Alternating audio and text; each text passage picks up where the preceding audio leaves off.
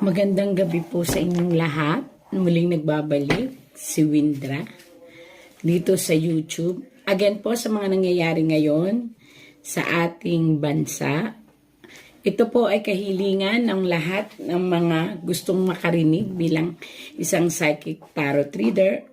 Ibabahagi ko po sa inyo kung ano po ang nakikita ng ating tarot. Again po, for entertainment use lang po ito. Wala akong kinikilingan or kinakampihan. Kung ano lang po ang makita ko sa tarot, yun po ang babasahin ko.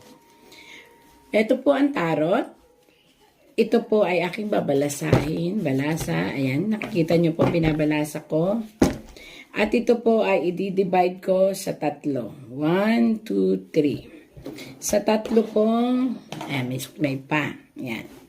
Sa tatlong baraha,